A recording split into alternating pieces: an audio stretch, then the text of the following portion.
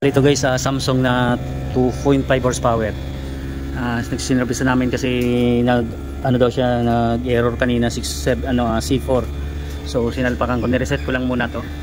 Ayan, bali nireset ko lang yung kanyang breaker. So ayan. Ayan 8.2. So nireset ko lang yung kanyang breaker. Ayan, okay na siya naman.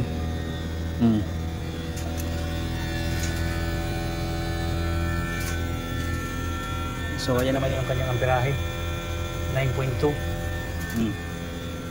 So ayan yung kanyang karga. So okay lang siya, nireset ko lang sa sa breaker lang muna. Obserbahan lang muna namin to.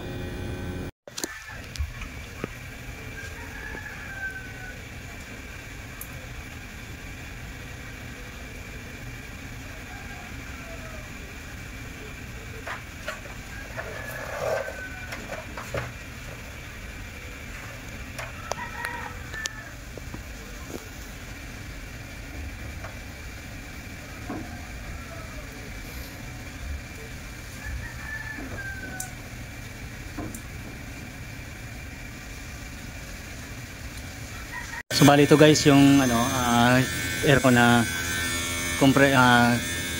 Samsung. Bali binawasan ko na lang ng preyon kasi persado masyado yung compressor kanina. Nung hindi ko pa binabawasan, okay yung nasa 150 yung running pressure niya. Pero namamatay siya. Namatay siya, tamakbo siya mga nasa 6 minutes lang. Pero ngayon nagtuloy-tuloy siya, binawasan ko, ineksakto ko lang ng 8.8 yung kanyang amperahe. So ito tumagal-tagal siya. Obserbahan ko lang muna to kung hanggang ilang minuto pa tatagal niya umandar. Kasi ang ko nito compressor ang persado. Malaki kasi yung area nito, halos hindi siya nakakapag-automatic. Kaya ganun yung nagiging problema nitong aircon. Compressor niya persado. Tumataas na naman siya. Ito yung kanyang running pressure.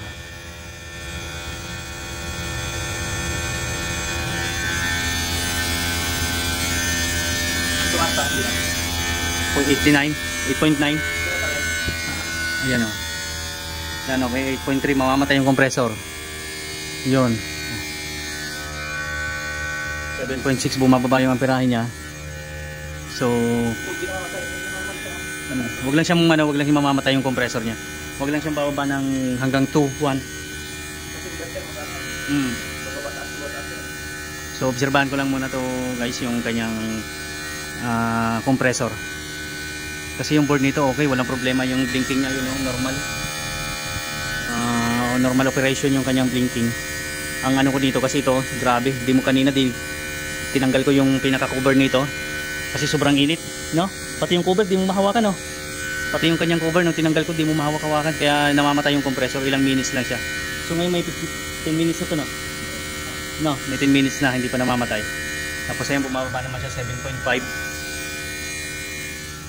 Binawasan ko lang yung preyon niya kasi masyadong persado, namamatay yung compressor. Persado siya. Ayan, pati yung yung ingay niya, yung tunog ng compressor guys.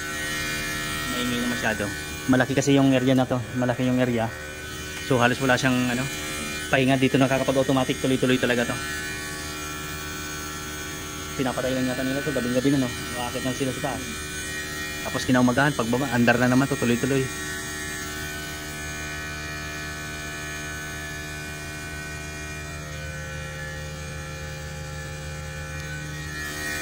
So bali yan guys, talagang ang ingay ng compressor niya.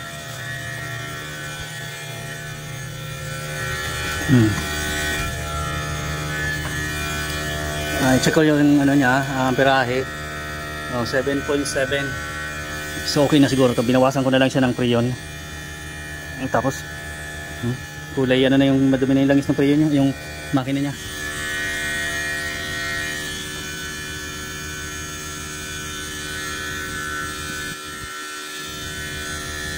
Tapos tinanggal ko na lang guys yung balot nito.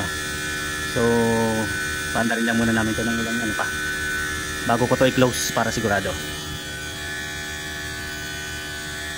So bali ito guys, inop ko na lang muna para ibalik na muna namin tong cover niya dito. Ayan.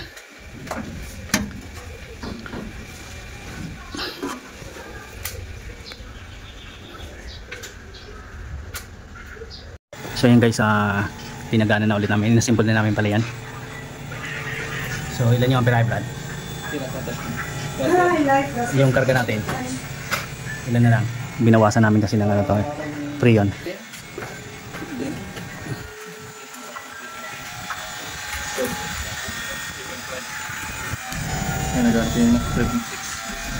Ilan yung ano? 3.7, 3.8, 2.9, patak mo 4.1, 0.2,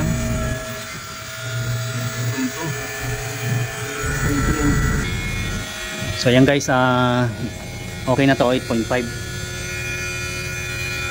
yung amperahe nya. So ayan yung running pressure nya, kasi pag tinaasan yan, tataas masyado yung amperahe nya, mamamatay yung compressor. So ganyan na lang siya. So yan guys, ayan, nakakover na yun, tinanggal na namin yung aming gauge.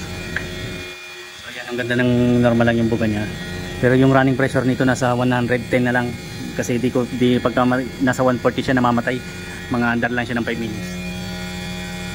So bali ayan yung kanyang ampera, 8.9. Yung original, yung ano niya, maximum niya is 10.5, pero yung running ano niya, pulling current niya is 8.8.